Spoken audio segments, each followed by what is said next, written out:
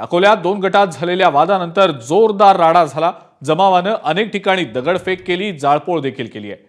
Auto rickshaw आणि motorcycle दरम्यान धडक झाल्यानंतर हा वाद पेटला।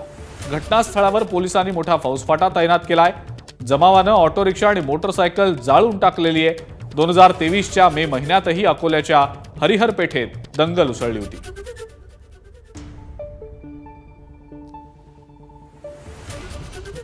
प्रथमदृष्ट्या माहिती अशी आहे की एक ऑटो चालकाची धडक एक बाईक चालकाला लागली आणि ते दोन्ही वेगवेगळे समुदायाचे होते। त्याचे रिॲक्शन म्हणून सुरुवातीला एक ऑटो जाळण्यात आला आणि त्याच्यानंतर 2 बाईक जाळण्यात आली। लोकल पोलीस तसेच RCP आणि इतर वरिष्ठ अधिकारी सर्व या ठिकाणी तात्काळ आले आणि सध्या स्थिती नियंत्रणात आहे। आपली फिक्स पॉईंट्स पेट्रोलिंग वेगवेगळ्या ठिकाणी लावण्यात आलेली आहे।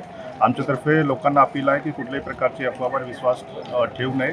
पोलिसांनी स्थिती कंट्रोल केलेली आहे। अकोला शहरातील हरिहर पेठ येथे काही किरकोळ कारणातून दगडफेकीची घटना घडली आणि यामध्ये ताबडतोब पोलिसांनी परिस्थितीवरती नियंत्रण मिळवलं असून पूर्ण शहरामध्ये पोलिसांचा योग्य प्रकारे बंदोबस्त असून पेट्रोलिंग देखील सुरू आहे।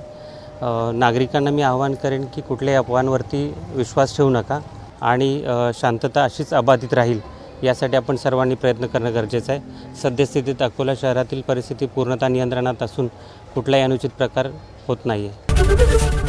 ABP माझा, उघडा डोळे बघा नीट।